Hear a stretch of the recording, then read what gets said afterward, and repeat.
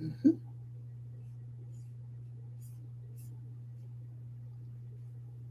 Make sure this is showing. Oh, what did I just do? Okay. I'm not sure what's going on here.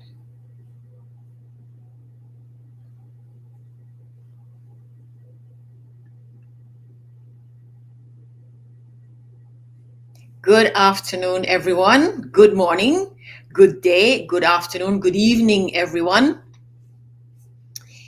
This is Shirley Osborne. I am, if you're new here, I am in the middle, actually in the beginning, sorry. I'm in the very first days of a 45-day series of lives that I'm doing on social media. And today's day 4. Today is day 4. So it's really, really early days yet. And I'm excited. It's fun. I I'm excited and curious about what's going to happen, how it's going to end up, where we're going to go, where we'll be at the end of the 45 days.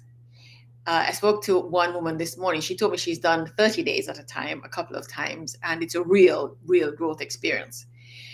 Now, I have a list here of topics and issues that you have sent me, because one of the things I did, I asked people, tell me what you want to hear about. And so people have written in. I have a whole long list here. But before I do that, let me see if let me ensure that this Facebook is up. I got instructed how to do it, but I'm not sure I did it properly. And so, mhm.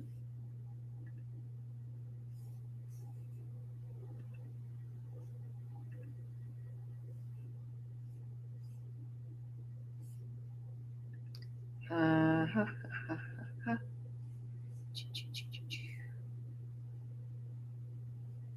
all right, here we are.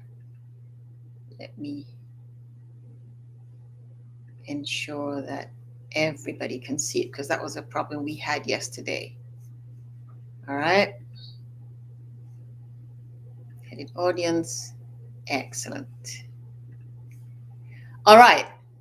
Now, these are really, really short and sweet episodes. They're 15 minutes or thereabouts. The three we've done so far have gone a little bit over 15 minutes, but because there's just so much, so very much to say and to talk about.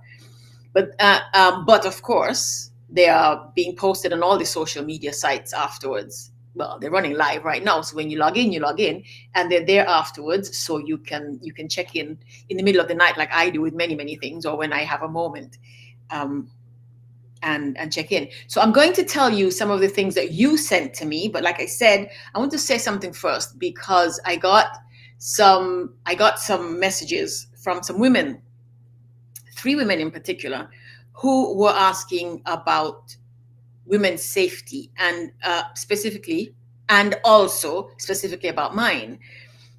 Several women, actually many women, many of you who responded actually spoke about issues of safety for women. And of course, we know that is a big deal. Safety in the home, safety in community, safety when you put yourself up, you stand up for something. And just sort of because women, because of the conditions we live, just sort of general safety. And so I want to, before I read you any of this list, I want to tell you a little bit about, I want to respond to the women who, in addition to asking me to speak about women's safety and security, were concerned about mine. And because, and so I first of all want to say thank you. I want to say thank you to all of you who asked about my safety, and will ask me, if do I feel unsafe? Do I feel safe? Do I feel safe being so outspoken and standing so strongly for things? And I have to say that I don't feel unsafe. And that might be, you know, my mother was always very concerned for me, even in a little place like Montserrat. But I think that why I don't feel unsafe is precisely because I grew up in this little island called Montserrat, in which I felt safe. I grew up feeling safe. So I have a certain sense of personal safety. Plus, I was always a very physical child. I was a very physical and athletic, and I've gotten in fights with boys at school, and I didn't come off too badly, and some of them came off worse than I did. But so I think I have a sense of confidence in my physical being, my ability to deal with physical threats generally. But of course, there are women who also had that sense of physical strength, but have lost their lives, have been brutalized and violated in all kinds of ways because they stood up. Berta Caceres, for example, is one in South America. She got murdered because she was an environmentalist, and she was advocating against the misuse of the rainforest and lands belonging to indigenous people. And as I said to one woman this morning, I don't feel unsafe. I don't feel unsafe in Little Montserrat. And I probably should be more concerned when I'm out. And the story I told, two of them actually, was some years ago when I was the chairperson of the vice chairperson of the Commonwealth Parliamentary Association, and I was also the regional chair for the Commonwealth Women Parliamentarians. And we were in Bangladesh for a meeting and for a conference, and the Commonwealth Women's Conference was going on. I was leading a session, and we got started about a couple of minutes after we got started. A number of men, 6, 7, 8 men, walked in as if they owned the place and sat down in the front row. And I waited for a moment. I looked around the room. I felt the energy change in the room. And so, of course, there were lots of Bangladeshi parliamentarians in the room, women parliamentarians. Bangladesh had the president, the speaker, and the prime minister the prime minister and the speaker were all women. And so I waited for a little bit, and they settled in. And when I saw one prepare to enter the conversation, I was at the head table. Like I said, I was leading that session. I asked them very politely, why are you gentlemen here? And they want to sit in. And I said, well, no, actually, it's a women's meeting. You shouldn't be here. And they grumbled something. And I said, no, seriously, you can't be here. And they left the room. When they left the room breathed.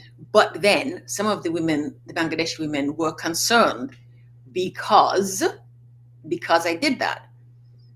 But actually what that did for me, as I was thinking about it last night, having had this conversation with these other two women who were concerned for my safety, it reinforced something for me, because I know how unsafe it is for women in all kinds of places, in all kinds of ways, for reason and, for no reason whatsoever. And so what came last night when I was thinking this through is actually, this is one of the things that we get to do for one another.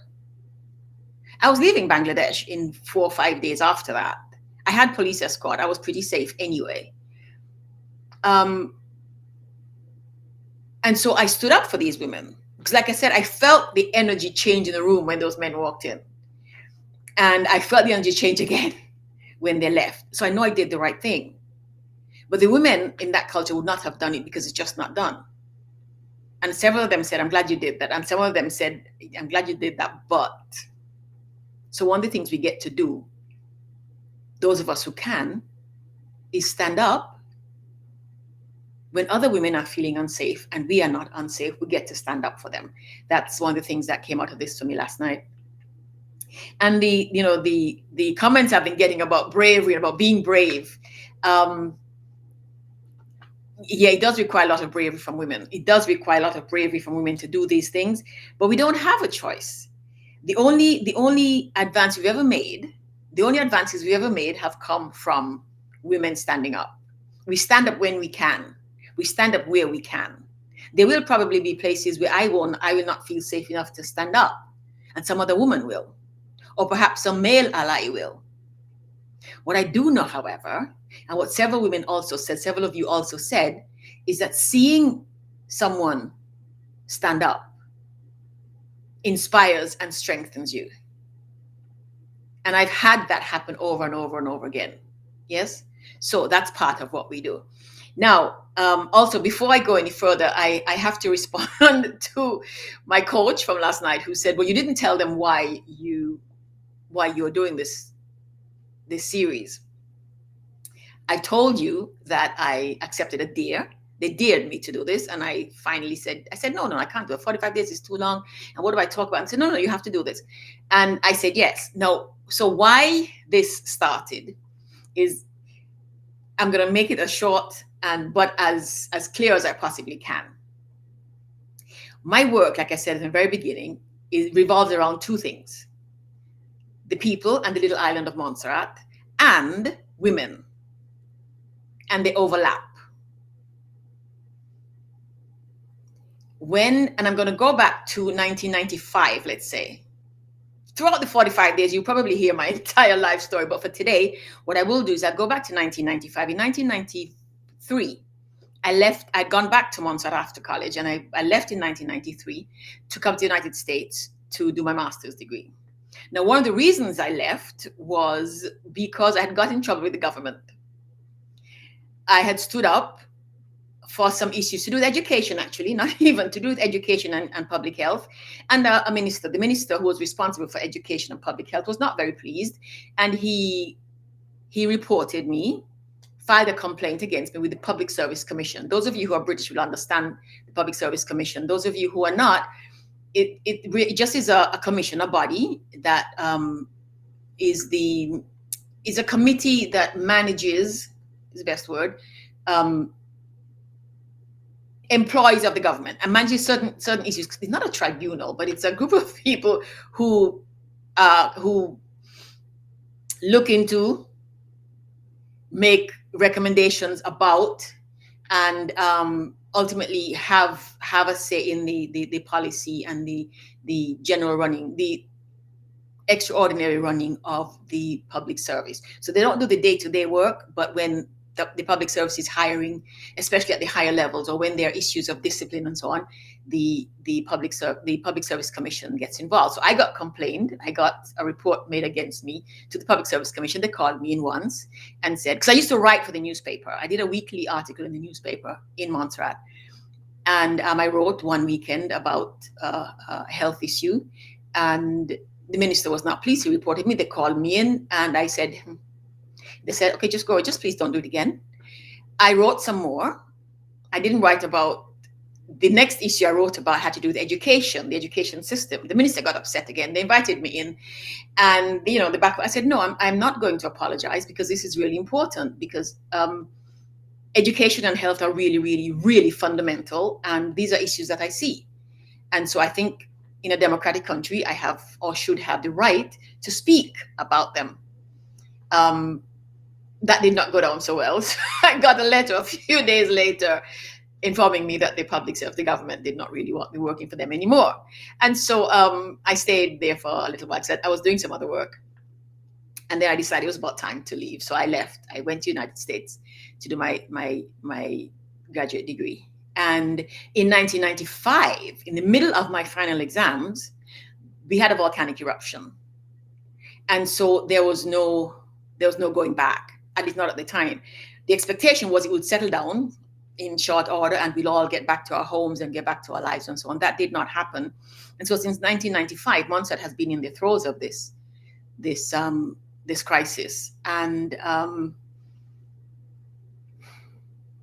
I worked in New York, New Jersey for a while, did stuff, I actually used to write code, back office financial services code for a company in Jersey City.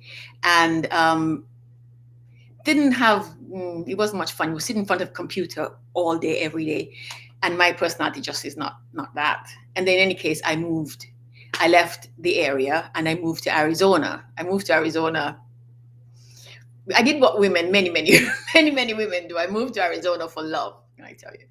And somebody to wake up with in the morning, somebody to hike with in the afternoons, But when I moved to Arizona, I was clear that I did not want to go back into corporate America. I did not want to be going back to the 9 to 5 and sitting in front of a computer writing code. While I was, taking my time looking for something, I found this organization that had a pretty new organization that had been started by two social workers, the residential facilities for girls in care, system involved girls. And I got involved with them, um, expecting that, eventually I would move on to something else. But I loved it. I really, really thoroughly enjoyed it. And remember, I said that my mother had been a teacher. My father is involved in politics. So those issues, social issues, had always been part of my mind anyway, which is why I had got in trouble with Mr. Minister in the first place. So I stayed with the agency, and we did some work. I started. My first assignment with them was work with the educational piece for the children, because these are children who have been taken out of their homes for all kinds of reasons, and had issues with moving around and interrupted education and behavioral issues and so on. And then we created a program for girls aging out, or when they turn 18, they move out of care. We created a program for girls aging out, and I built that up. And then in 2011, we got sold out. We got bought out by a larger agency, and at that time my dad was not well, so I took some time off to take care of my dad. And then, remember I told you I got involved in politics, actively involved in politics that my father had said shouldn't happen because I was a girl. I had wanted to be involved in politics. What I did not tell you also is my father's family is a sailing family. My father had boats. And when I left school, I wanted to go be a sailor on a boat. My dad said, no, girls don't do that. My uncle was a captain of one boat. He said, nah, you won't come, you're not coming with me. And then I said, politics. My father said, no. So that's how I got to be in Phoenix. I got really, really involved. So since 2001, I've been working very intensely, and first of all with women and girls, around safety and security and development and leadership and so on. So that's what happened. And in the interim, I started some organizations, the Girls Education Project. While I was here, there's a large organization here in the United States called Florence Crittenton. They work with, just started decades ago, they work with young girls, they house young girls and so on. And with them and a few other organizations in Arizona, some years ago, 2006-7 probably, we got together and built out the Arizona Girls Roundtable. And then I took the Girls Education Project and started one in Montserrat. And I continued doing work with adult women. And then, of course, politics. Like I said, I was chair of the Commonwealth Women Parliamentarians, so women's leadership came up. And so I haven't been actively involved in politics since 2019. And then in 2020, COVID shut us all down and made us have to rethink our lives anyway. And in the process, a friend of mine called one day and said, Shirley, this was about June or July 2020, called and said, Shirley, do something. Women want to get together. We need to get together. And so we started meeting sort of ad hoc, randomly, and it built out. And then last year, I decided to combine the women's organization and the girls' organization, because ultimately the idea is that girls grow up to be women. And the slogan, our philosophy for the Girls Education Project is, I can't even remember it right now. It's funny. Strong, passionate girls becoming powerful, compassionate women. Strong, passionate girls becoming powerful, compassionate women. And of course, where the women are concerned, my philosophy is one woman succeeds, all women win. So we put all of that together and we got the Women's Leadership Circle. And my friends thought that, okay, so now you need to just jump out and push this thing out into the world. I said, yes, I'm contacting people, I'm talking. She said, no, come on, we need to do something with this. And that's where the dare came. I dare you, Shirley, one woman said, I dare you. Just go out and tell people about it every single day, just talk. And I said, I could do that. I could think about it, figure out a plan. And she said, no, just do it. I said, just do it. And that's how come I'm here. The Women's Leadership Circle was built out of that story I just told you. And we probably have used up all our time today. Close. Yes, we have. And but it was important that I give you that background. That's why we're here. And so when I ask for women to tell me what they want to hear about, that is how I do my work. I listen to women. I let women tell me what's in their heads, what's in their hearts, their minds, where they want to go, how they want to get there, and then we figure out if where and how really is it, and then we figure out what to do. That's how I work. That's how I work with the young girls. That's how I work with the politicians. That's how I work with adult women, um, and so that's what the Women's Leadership Circle is. So our time today was taken up with this. The Women's Leadership Circle and how I got to be here is this. And so, and because along the way, the things that you have sent me here are things that I have found, I've talked about with women and had women talk to me about. Talk about confidence, about changing your mindset. One important thing is several women said women are our biggest enemies. We're going to talk about that because that is a really big deal. I personally don't think it's true. I mean, I see evidence that women do these things, but men do these things to one another too. It's not. And then, of course, we know how we have been socialized and taught about other women. We have been socialized about women the same way men were, and so we feel very much the same way generally. Women, I've heard women say. I heard a woman. It just boggled my mind. I heard a woman say when Hillary Clinton was running for office, she said, I think Mrs. Clinton would make a very good president. Actually, I know she would, but I won't vote for her because she's a woman. Yeah. Men don't do that because men have been socialized that men are meant to be leaders. Women have been socialized to believe that men are meant to be leaders. So there's a lot of work to do there. Tapping into our feminine power, leading with your feminine energy. We will talk about sexuality and self-care, foods for increasing well-being, boundaries, intuition. Several people said intuition. Is it real? Do we give it credence? If not, why not? Are we afraid of it? I've been reading recently about women's intuition and corporations taking that into account when they look for leaders and looking at what the male equivalent of women's intuition might be. So there's a lot of interesting stuff here to talk about. I got a lot of stuff also about Montserrat because we'll also be talking about Montserrat. Women have asked me to talk about the women in Montserrat, about the situation in Montserrat, the culture in Montserrat for women. And we're going to do that also.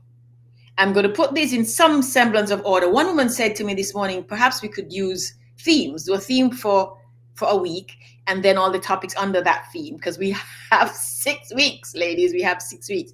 I see some men on here. Welcome, gentlemen. Glad to have you. We love male allies. So yes, we've gone over our 15 minutes. That was background information, important, I believe, that you know who I am, why I'm here, how this got to be here. And we'll talk some more about what this means for us and where we want to be by the time we get to the end of these 45 days. So thank you all very, very much. Very, very, very much for being here. Tomorrow night, I travel. So tomorrow before I leave, I'll do the live, and then I'll be doing the live on Thursday. Tomorrow's Thursday, on Friday, from an airport. I don't know which one yet. You'll find out. Thank you so very much for checking in. We'll talk tomorrow. Please continue to send me your thoughts about how we could do this. I really need help doing this. And I'm depending on you, my sisters, for us to do this. Right? Thank you so, so very much. Have yourselves a pleasant day, pleasant evening, and a very good night, wherever you happen to be. Take good care.